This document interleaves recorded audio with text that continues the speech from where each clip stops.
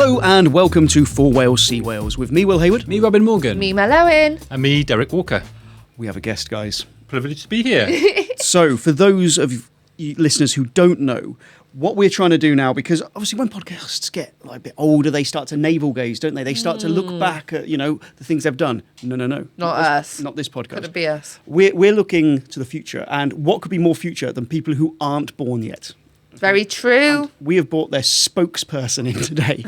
We are joined by the Wellbeing of Future Generations Commissioner. That's right. Yes. Or Future Generations Commissioner. Explain who you are, what you do. Well, what a job title. So as Future Generations Commissioner, my job is to look out for generations not yet born. So it's about thinking about Wales in 2050. So I'm living in the space of 2050 and beyond, and thinking about what Wales would be like and what action we need to take now to make a good future for generations to come. So it's a unique role. There isn't a role like it in the world. And it's a role that has drawn on experience from around the world. So when the people set up the role, they looked at indigenous populations around the world, and they have this something called the seventh generation principle, where they look 7 generations forward in terms of the decisions they're taking and think we need to do the right thing for 7 generations in future. And they look back to 7 generations to see how it was and to understand how things worked. And that was one of the things that influenced the Wellbeing of Future Generations Act in my role, to try and mandate or encourage Wales and public sector organisations in Wales to do the right thing for the long term for our children and our grandchildren. So I suppose you have to look across a load of sectors then, because you're not just focusing on one element of life in Wales. You have to think of how all of them are going to impact those future generations. Is that correct? Yeah, it covers basically everything. That's a big portfolio. It's a big portfolio. Yeah. Most people, when they think about sustainable development, which is what this is about, they naturally think about the nature emergency and the climate emergency. And that's at the heart of this. A lot of my work is responding to the real emergencies that we're facing in terms of climate and nature. But this is also culture and the arts and safeguarding our heritage and our language for future generations. It's also looking at health and making sure that we have a healthy lives in future. Some of the long-term trends around obesity, for example, are really scary. So we need to act now. So it covers everything, really. And in my job, you need to choose because you can't cover it all. So I try to focus on those big issues that are going to have an impact on future generations unless we take some action now. So I just want to really simplify it. So in 2015, Wales passed some legislation which was called the Wellbeing of Future Generations Act, and that really embedded across all of Welsh kind of public life this principle that the decisions that we make should be made with children who are not yet born in mind. Is that a fair way of looking at it? That's right. So it applies to the public sector, councils, health boards, NRW, other organisations like that, and it requires them to take action for the long term, for future generations. So they're not just thinking about the current day, but they have to put in place plans to deliver for the long term. And my job is to support them to do that. So I'm an independent commissioner.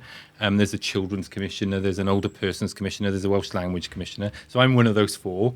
And our job is to support them to deliver on the legislation, scrutinise the delivery, and if necessary, call it out if it's not doing what it should be doing. That was going to be my question. Are you sort of like a pain in the arse for a lot of people, sort of like poking your head around the corner and like, can you think about generations, please? Is that your job, sort of, basically? I like to think so, yeah. Good, Often being a pain in the arse is how I need to be. Yeah. Because, there is, they have to take difficult decisions. Yeah. And there are very real issues today to deal with. And my job is to say, well, you need to be dealing with it today, but you also need to be dealing and thinking 50 years, 75 years hence, and making sure the decisions you take are the right things to do then. And as an independent commissioner, you're not there delivering. So if you're delivering, if you're a politician, you're taking those decisions. And I guess, you're reluctant to criticise your own organisation or call it out for inaction. But because you're independent, you can call it out and say, hang on a minute, you committed to doing this, or as a government, we've committed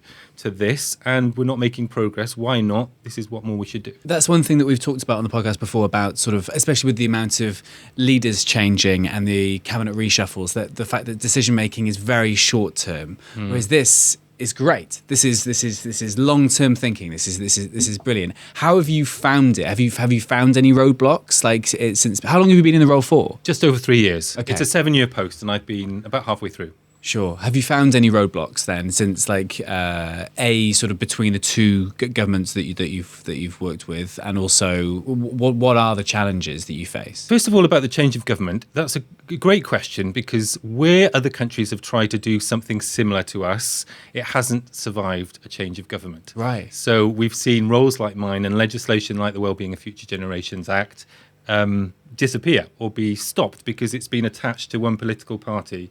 What has always happened in Wales, and what I wasn't around doing this work at the time, is there's been an attempt to build cross-party consensus, because there's a real logic to this, I think. You know, we clearly want to do the right thing for our children and our grandchildren. Politicians from different parties will have different priorities. They'll have different policies for doing that, but doing the right thing for the long term has broad political support most of the time. It's not universal, of course, but I think most of the time. So we've come through, a significant hurdle, I think, from one government to the next, and we've seen continued support for the legislation. Who appoints you then? So if that's a 7-year role, is that an elected role? Is there somebody within government who selects you? Like, how does one get chosen to be in your role? So people assume you get tapped on the shoulder and say, will you apply? It's going to be you. You're next. Like Wink Murdoch. You're a traitor. Exactly, yeah. Claudia comes around. You get a call from a fetus saying, we need you. Yeah, it's you. You're up. So, no, it's a public appointment process, it's called. So the job is advertised. Sure. You look at it and wonder if you're going to apply. I was looking at it and I thought, well, I'm not going to get this. Someone's got their name against this. And a friend said, you should apply. And so I did. And then you go through, quite a difficult application process. So you have an application process, and then you're scrutinised by a cross-party group of MSs who give their view. Then you have a group of young people who also interview you. They give your view. That information goes to the First Minister, and the First Minister takes a decision on the basis of the evidence in front of him at the time. It was Mark Drakeford. And then if he decides that you're his preferred candidate, I think that's the phrase, then you go in front of a Senedd committee, the Equality and Social Justice Committee, and they can decide to support you or not. So yeah, it's quite a long process. So a bit like, in The Apprentice, when you make it to the end and then they've got the 4 people. Yeah, it's one mind, you see. And this is where our point of reference is. Alan Sugar get in his experts then to grill you. It's a little bit like that. Yeah. It's a tough process. Yeah. But, a fair process, I found it. And, and that's, I would encourage people, if they see these public appointments, to go for them, because we need more diversity in people applying for these positions, people from all over Wales with different experiences. So I know that's a challenge in terms of the diversity of the people taking these roles. So I encourage anyone to apply if they see something they think they're a fit for. So the Wellbeing of Future Generations Commissioner, how are you defining wellbeing? Well, we define well-being through 4 dimensions of well-being. So that's a bit wordy, I guess, to say. No. But we think in terms of economic well-being. We think in terms of social well-being. We think in terms of environmental well-being, and we think in terms of cultural well-being. And the cultural well-being bit is the bit that's unique to Wales, or fairly unique to Wales, if you could be fairly unique. It's not usual that we have that cultural dimension. So other countries look at the economic, environmental and social, and we look at cultural as well. And how we measure it and how we consider that is we consider it through, we've got 7 goals which describe where we need to go. I know you know these wellbeing goals. And should we go through them? So it's a prosperous Wales? Yeah. Just for audio listeners, I'm unequivocally reading these off a screen. He's good, but he's not that good. A resilient Wales, Yep. a healthier Wales, a more equal Wales, a Wales of cohesive communities, a Wales of vibrant culture and thriving Welsh language, and a globally responsible Wales. That's right. Okay. And then there's a scorecard to tell us how well we're doing, which unfortunately is not that widely known. So there are 50 indicators of success which tell us as a nation whether we're moving towards those goals or not. So they're a basket of measures that define our success in achieving well-being. So they cover things like decarbonisation, you're using less fossil fuels, how we're restoring nature, moving towards more sustainable transport, how people are participating in culture and the arts and so forth. So there's a mixed bag of measures that tell us, whether we're making success or not. And no spoilers, but how are we doing?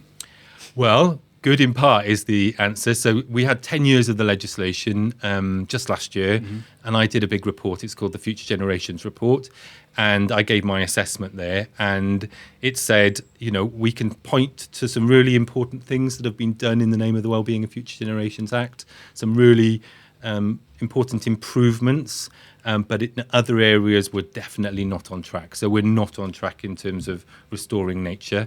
We're struggling to meet our net zero targets that we've set for ourselves, and we know some of the cultural challenges that we face in terms of funding for culture and the arts are going to be difficult to meet those targets as well. But you can point to some, I can go into some of that. You can point to some really, important decisions by public sector bodies that have been taken in the name of this legislation, such as, shifting towards more sustainable transport, more on, recycling, reuse. Some of our, plans around economic well-being and thinking more broadly rather than just about growth and GDP, changes to the curriculum. There are lots that public bodies have done in the name of the legislation, which I believe wouldn't have happened without the legislation. But my job, I'm impatient for change. We're not on track for some of these really important matters for future generations. So we've got to go faster and do more. We're going to come on to how well the legislation's worked in a bit, but what if somebody is kind of finding out about this for the first time, but Wales has this kind of unique legislation, what would you say to them is one thing that you would point to and say, this is one thing in Wales that just wouldn't have happened without this legislation? Well, there are lots of things. So let me just give you a few examples. And, I've looked at the detail and seen some of these decisions. So I think our ambition around recycling, second in the world for recycling, but also using community facilities for reuse and borrowing. So we're using less stuff as well, is really important and it done in the name of the Wellbeing of Future Generations Act. You've had Mark Drakeford on the podcast. He's talked about the M4 decision, the Relief Road, not being done because it wouldn't be in line with the Wellbeing of Future Generations Act. So I think that's a really important decision. I think some of the changes that we've seen to the new curriculum, as I was mentioning, in terms of eco-literacy and a broader range of skills that would hopefully make our kids, give them the right skills for the long term. A lot of this has been formed by the Wellbeing of Future Generations Act, but it's easy just to focus on sort of Welsh Government and what they're doing. What I see when I go right across Wales is actually... you cover 56 public bodies, don't you? 55 now, actually. One's just gone into Welsh Government. But yeah. Which one's gone? The digital service is now being absorbed back into Welsh We Government. hardly knew you. Centre for Digital Public Services. I get it right, yeah. So 55. So one of the things we didn't mention, Will, perhaps can I mention this, is one of the really cool things I think about this legislation is when it was put together, we had something called the Wales We Want conversation. So we had a national conversation about the future of our country that we haven't ever done since, and I don't think we'd ever done in the same way before. It wasn't involving everybody, but it involved perhaps more people than we'd ever done in a piece of legislation. And, I come across people who say, well, I was part of that conversation. They have some ownership for this legislation, and it's inspiring them to take action as well. So, for example, I was in Treherbert recently, and they've got a great project called Welcome to Our Woods. And they told me we wouldn't be here as a charity or an organisation if it hadn't been this legislation. Wow. And it's all about them supporting restoring woodland around Treherbert, but also supporting people's access to the woodland around Treherbert, where the local people weren't perhaps using it in the way that they could be. So it's not just the public sector or the Welsh Government where we often put a focus. It's all those other 54 public bodies, as well as what you see in communities. So yeah, more to do, definitely more to do, but lots happening as a result of the law, I think. Very briefly, who are you? Who am I? What's your background? What were you doing before you went through the Apprentice? Yeah, well, I'm local to here. I was brought up in Cymru on a farm. I think you were brought up on a farm. I'm a farmer, yes, as well, yeah. So I was brought up on a farm near here. What sort of farming? Dairy farm at the time. So They're the hard-working ones. Oh, you get up at all times of the night. Like, we have a lie in till 7. my dad only got up at 7. But Really? Yeah, he was. Oh, he was a bad dairy farmer. Yeah, he got up later. But Yeah. many dairy farmers get up earlier. They do, don't they? But it's the children work hard as well, didn't you They do, yeah. find? Yes, There was yeah. always a job to do. Yeah, we never had a weekend. I, at the age 29, had housemates who were like, you do know weekends are for resting? And I was like, I don't know what that means. There was always a job to do. Milk Yeah. the cows or feed the animals or help make the... people had this romantic idea that, going out, making the hay and bringing the hay in was, a lovely summer Yeah. job. It was hard work. So, but... So it seems we're just having PTSD Yeah, over here sorry, over we the are. summer, collecting hay. It was, but it was great. Actually, I Yeah. really enjoyed, I had a great growing up. And, so that was nearby in Cymru. And then what was looming over my head at that time, growing up in Cymru in the 70s and 80s, was I was gay. And I was thinking, I'm not going to be able to have a happy life living in Wales at that time. I just thought I'm going to have to leave. So even though I had a... Was that genuinely a thought process that you had? No, absolutely. I just thought, I was going to have to leave Wales because my friends wouldn't speak to me, potentially my family wouldn't speak to me, I wouldn't be able to find work. Things thankfully have changed so much. But that's what played on my mind. And so that was always looming over me. And then, so when I was 18, I didn't care what course I did. I just wanted to move to London because that was the place that I was going to be happy. So I moved to London. But, not long after that, I travelled around and I worked in different places. And I came back to Wales, met someone and settled down, working, for the TUC, for Stonewall.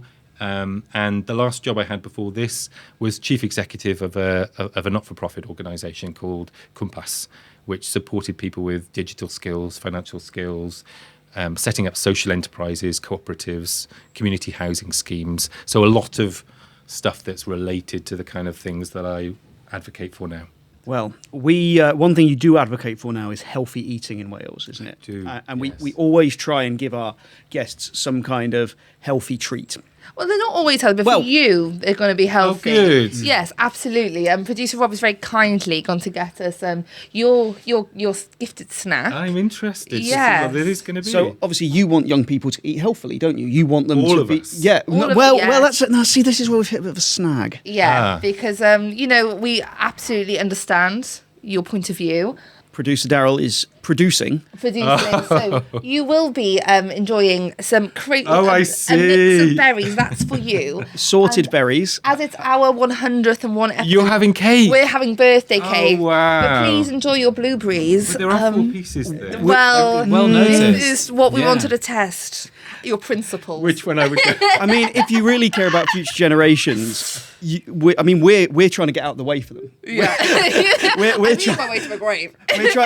we're trying to open up more housing by eating Yes. incredibly unhealthily. Yes. Right. I would argue there's more sugar in that bowl of fruit than there is monocytes there. Oh, there you Natural go. sugar. Misinformation.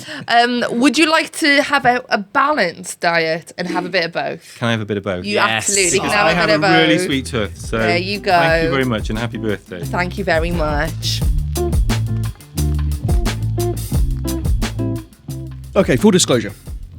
In principle, I love the Wellbeing of Future Generations legislation. I think it's so innovative. I think it's so wonderful to embed within the very fabric of our political system the idea that every decision we make should be with the people who are not yet born in mind. It's It that. feels like common sense, right? It feels like surely it should be anyway, but it's not. For reasons you said about, governments trying to get things done now. But it feels like when you've said it, you're like, oh, well, it should be. Yeah, and it's sorry, I was going to just say it's that idea that, societies grow great when people plant trees whose shade they're not going to sit under. And that is a wonderful principle, and it's great that Wales have done this.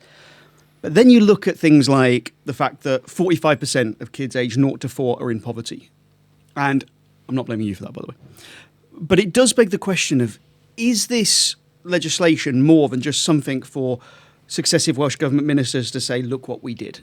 Does it mean more? Is it actually making a meaningful difference? It has to be more than that. It's certainly not perfect, and it's not a piece of legislation like a smoking ban that overnight, smoking stops in pubs and clubs and in public spaces. this is a piece of legislation that takes time. But we need to speed up the progress, as I keep saying. I've been doing this job for 3 years.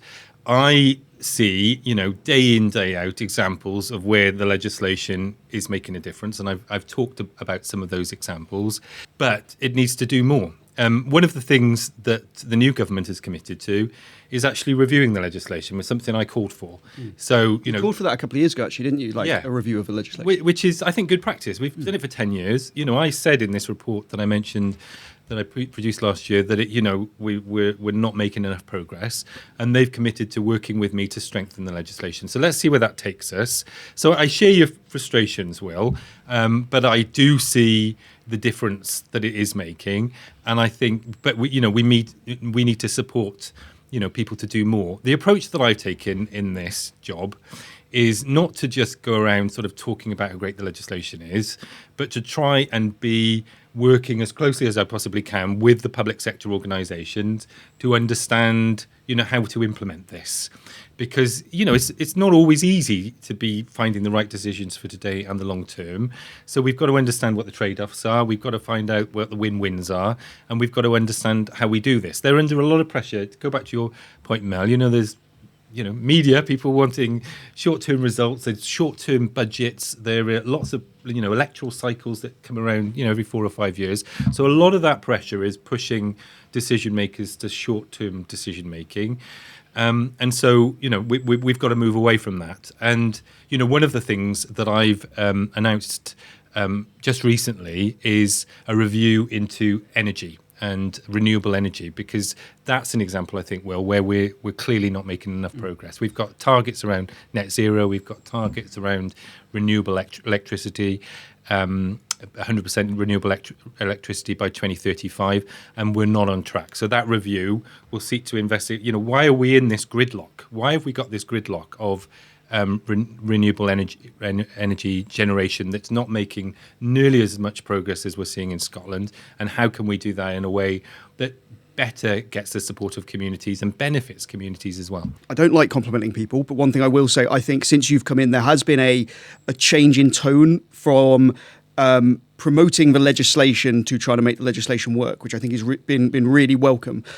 But I do wonder, you've got a tricky balance to tread, because you have to work with and alongside politicians, but you've also got to hold them to account. Do you think that in the offices of the Welsh Government, when you ring, they go, oh, shit, the Future Generations Commissioner's on the phone. Like, what are we going to say? What, he's going to hold our feet to the fire? Is there enough teeth with the role in the legislation, do you think? I think there could be more teeth, and that's something we'll look at in this review of the legislation.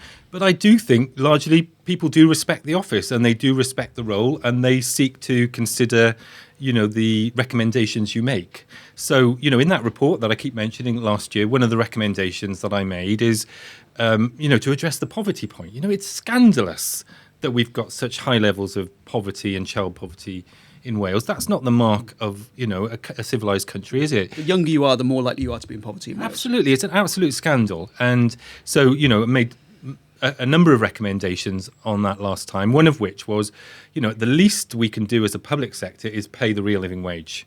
At the moment, there's a difference between the national minimum wage, which is the government's, minimum that companies have to, or organisations have to pay, and then there's the real living wage, which is just enough for people to live on, and there's about 75p difference between the two.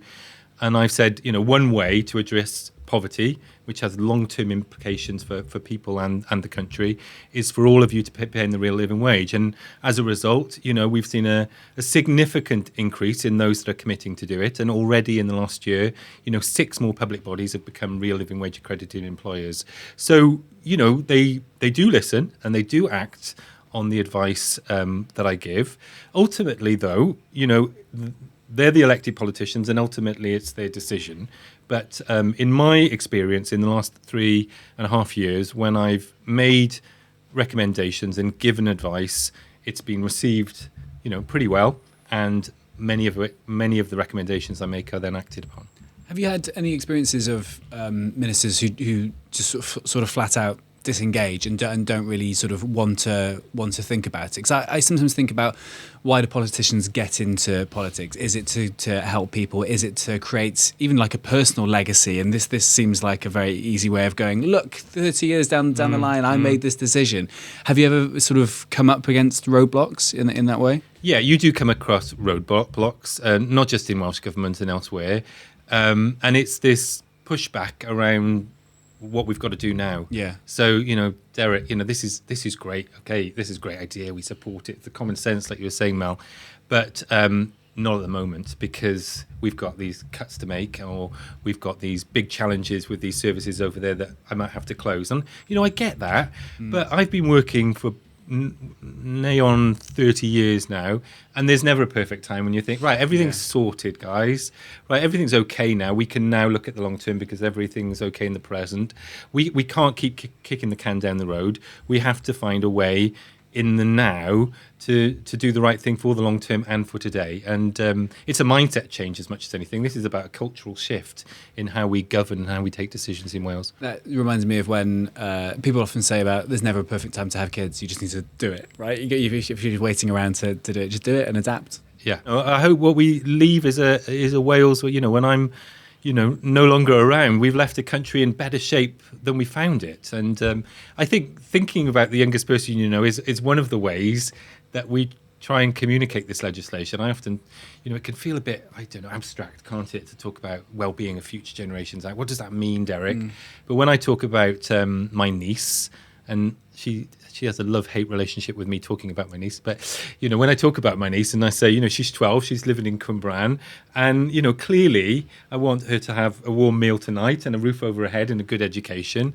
But in 50 years' time, when I'm no longer around, I also wanted to have a happy, healthy life. And so I think talking in those sorts of terms can help this, this legislation, which can feel distant, become something that is more meaningful for people. So we use that kind of language a lot to try and spread the message and talk about the approach. I'd like to think that kids who are aware of this as well, sort of like obviously the voting age being reduced the last 10 years in Wales, feeling like they are being looked after, sort of if I was a young person thinking, okay, look at this legislation that's got me and my potential children in mind, I think that would be really positive. And also it still blows my mind that Wales is the only country in the world that has this role. I know you said like other countries have tried it and it stopped and things. That blows my mind. But many, exactly. But many are looking at it. So in Australia, actually, they proposed some legislation that's very similar to what we've got in Wales. And often people will email me and talk about what we've done in Wales and ask me to sort of share information about how they might do it there. So there's a lot of interest for doing so. Even at the EU and the UN, they've looked at similar sorts of models. So, what we're doing, we should be super proud of. It's pioneering legislation. But, I do agree with Will. It needs to make a difference. There's no point in just patting ourselves on the back because we've got a great law. The law has to be making a difference. And it's making a difference, but too slowly for my mind. And we need to make greater effort to make more progress. Which of the fields would you say that you're most urgently looking at? Obviously, your work is very long term, but are there any that you're like, these urgently need changing in order for there to be a domino effect on the others? There is a domino effect. All of this is connected. When you look at, perhaps I'll give the example of climate and nature emergencies. We are in an emergency and we should be treating it as an emergency in the way we treated COVID like an emergency. And we're not taking action in the way that we should be. And, climate and nature affects, health, it affects the economy, it affects farming and food and it's all connected, isn't it? So I spend a lot of time in the area of climate and nature and, demanding, action to do a better job of restoring our nature. We are one of the most nature-depleted countries on the planet, actually. 1 in 5 species in Wales are at risk of extinction, and that's been like that for a few years now. Do you think the public know that? I don't think people do know that. I think Clyde know that. I think they do know that, yeah. But politicians do know that because I've told them, and NRW have told them. But I don't think the public know that. No. We think we look after our nature and our. Yeah. But actually, no, we are in a dire strait. And so one of the things I called for, and one of the things the new government has committed to, is targets for nature. So we didn't have statutory, legally binding targets for nature, and they are going to introduce them.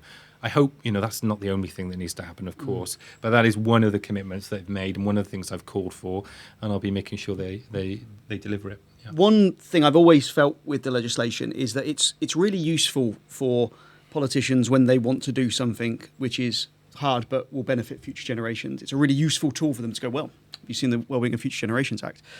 But it's also something that I don't think they find hard to overlook. And obviously we've got some parties now who I wouldn't be surprised if they were just deeply hostile to the idea of that kind of that legislation. Do you think that it has longevity in terms of Welsh public life? Well, we're working hard to make sure it does. As I've said, it's lasted 11 years. I think myself, my predecessor, those people who set up the legislation worked hard to build cross-party support for it when it passed through the Senedd in 2015. I think because it's got this common sense, we all want to do the right thing for our children and our grandchildren. I expect it to enjoy cross-party support. We've got to work at that. But it goes back to the point that this is about, taking the right action for future generations. But, politicians of different parties have a different way of taking that forward. So, some might focus on different solutions or they'll focus on different topics. But they can all, hopefully, include their agenda under the banner of the Wellbeing of Future Generations Act. Okay, I think we'll have a very quick break there and let's have a look forward to the things that we can tackle in Wales and have a little bit of hope.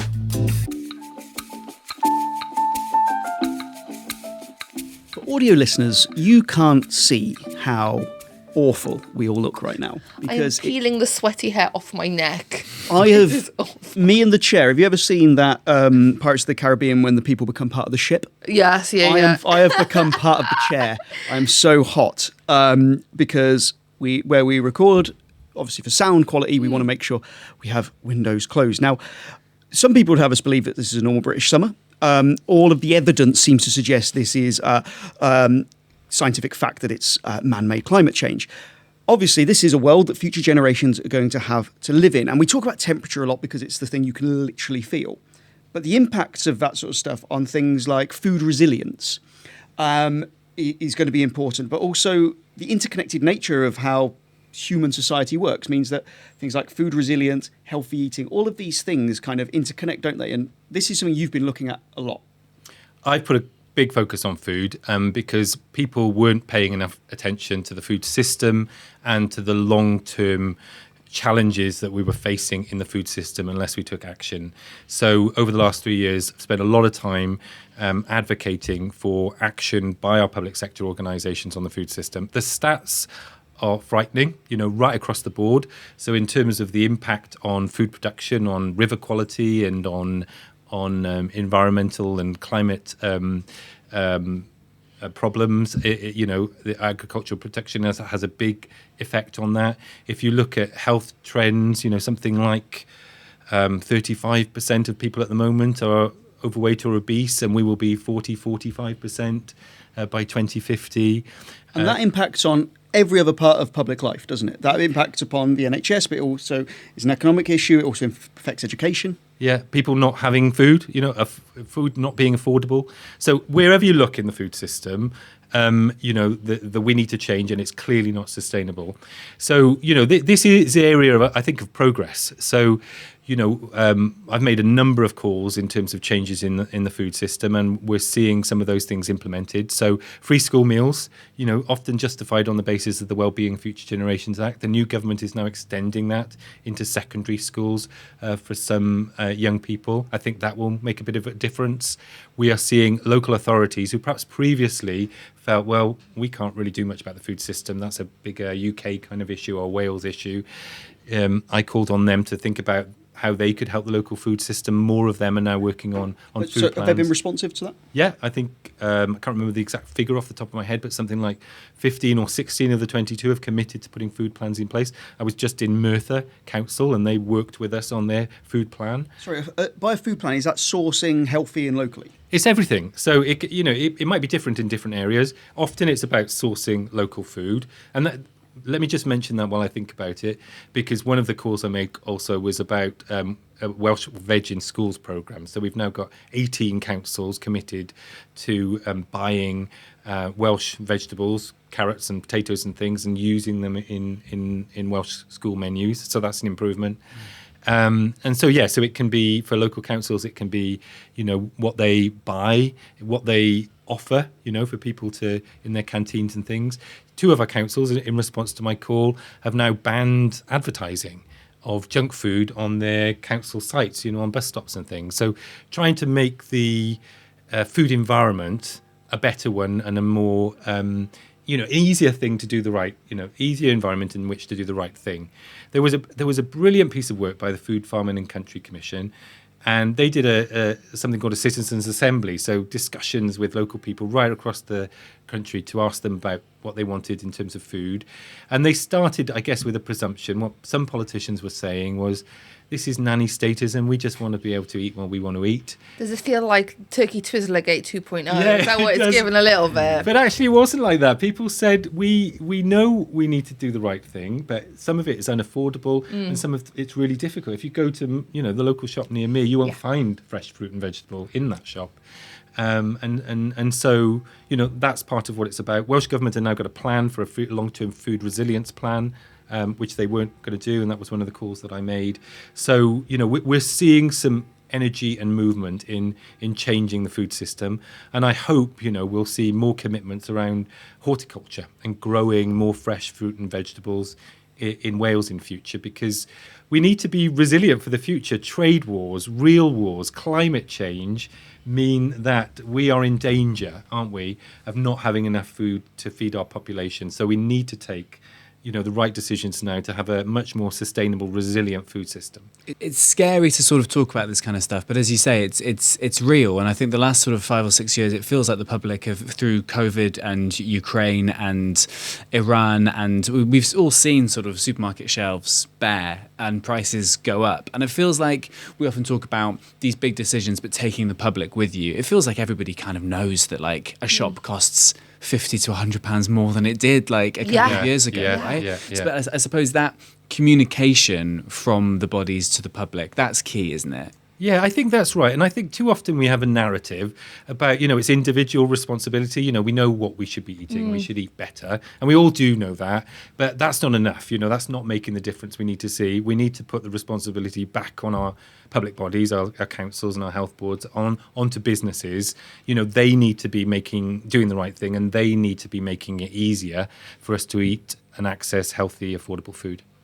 I think there is sometimes, though, a slight misunderstanding, or maybe just like a knowledge gap in the public in terms of the food that we are used to seeing on the shelves, because of things that you've mentioned, like the climate or war or something like, won't be on the shelves. And, it's almost like there's we live such privileged lives that we always expect them to be there. And I mean, this is like such a privileged example. But I was at a restaurant a couple of weeks ago, and this guy really he was like, last time I was here, I had this orange wine from Ukraine and it's not on the menu. And the waiting staff was really trying to be like, well, yeah, we can't source this at the moment. There hasn't been a crop for the last few years. He was like, well, why heavens not? And you could see this like 19-year-old waitress having to be like, because of the war? Yeah. And he was like, but I like this wine. And he just couldn't understand that there are things that happen in the world that mean that wine couldn't be produced. Because we've lived throughout, our generation, the generation before, hasn't had to do rationing. We've had... No. We haven't had, Are you going to name the politician who that was, Mel? Yeah. We're all guessing based on the impression, right? We've all got some ideas. Classic Drake food. He loves his Ukrainian wine. But I think we haven't had to suffer. We haven't had to. Me speaking from a position of privilege, where I've always very fortunately had food on the table. I've never had to worry about rationing and that kind of stuff. Whereas, I think for the majority of people, they haven't had to. No, and I wonder if there's a challenge for you in terms of, you have these food plans that you can that you can bring in schools and stuff like that. But sometimes then, if the attitude is different at home, it's really hard then maybe to kind of get through to those children. So is that another part of your plan? That's all part of it. I've mentioned a few examples, but it's got to be much more comprehensive than that. Sure. They call it, I think, food literacy, with young people working in schools to talk about what food is, how nutritious it is, where it comes from, and that can make a big difference, I think, to what kids end up eating when they get home. But yeah, it is challenging stuff. My job is to sort of live in the future, really, and understand that if we carry on as we are, we may run out of food. So now we need to do something about it. And so that, people find that difficult. They find that challenging. It can sometimes feel like a bit of a lonely place. But I feel like we're getting through. I think, not just in Wales, across the UK, we're making some progress to make that change happen. I think something like 50% of what we eat, or hopefully I haven't got this this fact wrong, but we import. So, as a UK nation, and if we don't address that, we're not resilient for the kind of, trade wars, actual wars, climate change that will affect our ability to source that. Okay, so we are nearly at the end, but ultimately politics should be a hopeful endeavour. It should be about solving problems and making lives better. Can you explain to people who are listening to this, why are you hopeful for the future of Wales? I'm hopeful for the future of Wales because when I do this job, I see really able, committed leaders in the public sector where I work, in the councils and the health boards, that are strongly committed to this agenda of doing the right thing for future generations. There are those that are sceptical, but mostly they're really supportive. They understand that they want to do the right thing for the long term. And I see change happening in the right direction. So in the last 3 years, I've seen, much more progress and support and commitment to sustainable development and doing the right thing for future generations. So, and, we're starting to see that change happen, and I'm confident it will continue. Well, I hope it will. Is there anything that we can be doing as individuals that makes your job a little bit easier, that gets us the higher scores on those charts? That makes a massive difference because where I see, I can't be everywhere. And when I see, real change is where people go to their council and they stand up and say, how is this decision, guys, based on the well-being of future generations? How is this the right thing for the long term? And politicians and decision makers take account of that. And that's why, going back to this Wales We Want conversation, I think it was so important because people were involved at that stage and they're still involved now. And they make those comments and they say those things to our leaders and our decision makers. And that makes them stop and think and hopefully change their decisions and do the right thing. So you're saying that increasing public engagement in politics is the most important thing a person could do? Absolutely. Thank you for coming on the For Wales, See Wales podcast. Derek Walker, Future Generations, Wellbeing of Future Generations Commissioner, not just Future Generations Commissioner. Thank you so much for joining us. It's been great to have you on, and hopefully that's helped people understand a bit more about the legislation. Where can they find out more? They can find out on our website, futuregenerations.cymru. Well, thank you so much for joining us. This is a Heyman Media production. My name's Will Hayward. Mine's Robin Morgan. Mine's Mel Owen. And my name is Derek Walker. Diolch yn fawr. Diolch yn fawr. Ta-ra. Eat healthy.